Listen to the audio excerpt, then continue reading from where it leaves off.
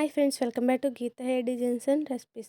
ఈరోజు మనం వంకాయ ఫ్రై ఎలా చేయాలో మీకు ఈ వీడియోలో నేను చూపించేస్తాను. ముందుగా ఒక అర కేజీ వంకాయలు తీసుకుని శుభ్రంగా కడిగి పక్కన పెట్టుకోండి. అలాగే 2 ఆనియన్స్, 4 పచ్చిమిరపకాయలు తీసుకుని అవి కూడా సన్నగా తరిగి పక్కన పెట్టుకోండి. ఇప్పుడు ఒక ప్యాన్ పెట్టుకుని అందులో కొంచెం ఆయిల్ని వేసుకుని తగినంత వేసుకుని నూనె వేడెక్కాక కరివేపాకు, సన్నగా తరిగిన పచ్చిమిరపకాయలు వేసుకుని దోరగా ఫ్రై చేసుకుని సన్నగా కట్ చేసుకున్న 2 ఆనియన్స్ ఇవి కూడా వేసుకుని కొంచెం చిటికెడు పసుపు, సాల్ట్, ఉల్లిపాయలు మగ్గుతాకి వేసుకుని ఒకసారి బాగా కలుపుకోవాలి. ఇప్పుడు కలుపుకున్నాక ఉల్లిపాయలు మగ్గే వరకు కొంచెం సేపు మూత పెట్టండి.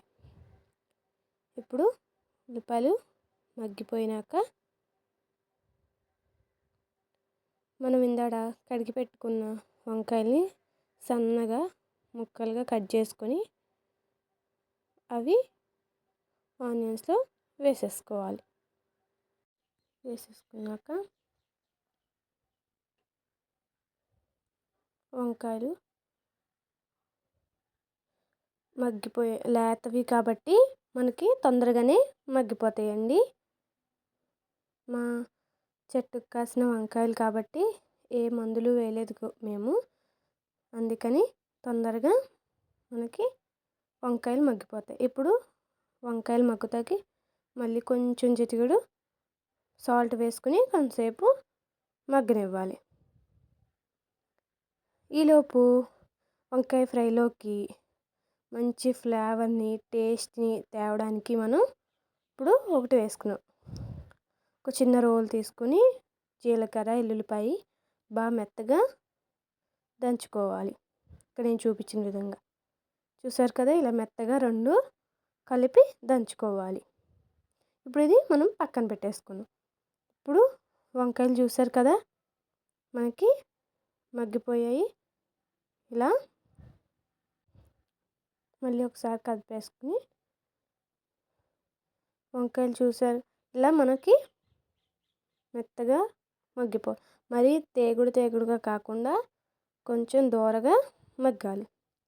లేతవు కాబట్టి తొందరగానే మగ్గుతాయి. ఇప్పుడు ఒక స్పూన్ కారం వేసుకుని, పచ్చిమిరపకాయలు వేసాం కాబట్టి కొంచెం కారం తగ్గించి వేసుకుని వాటిని కూడా ఫ్రై చేసుకోవాలి.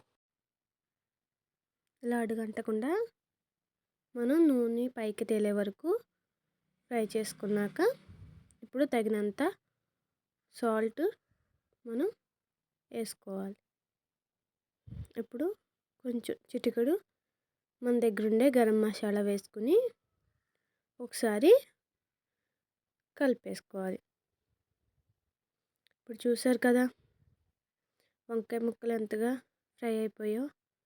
మనకి ఇప్పుడు వంకాయలు ఉడికిపోయాయి. ఇందాక మనం దంచి పెట్టుకున్న జీలకర్ర, ఎల్లుల్లిపాయలు వేసుకుని కొంచెం సేపు కలుపుకోవాలి. ఇప్పుడు ఎల్లుల్లిపాయ, జీలకర్ర ఆ ఫ్లేవర్ అనేది మనకి కర్రీకి బాగా పడుతుంది. నూనె తేలే వరకు కొంచెం సేపు మూత పక్కన పెట్టేసుకుని ఉంచుకోవాలి. ఇప్పుడు చూసారు కదా నూనె, ఆయిల్ అనేది వంకాయలు ఎలా ఫ్రై అవుతుందో. ఇప్పుడు ఒకసారి కలుపుకోవాలి. ఇప్పుడు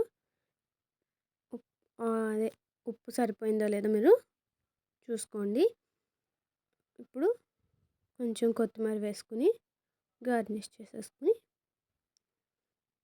కొంతసేపు మూత పెట్టేసుకుంటాం. ఇప్పుడు కొంతసేపు ఆగాక స్టవ్ ఆఫ్ చేసేసుకుని మీరు సర్వ్ చేసేసుకోవచ్చు.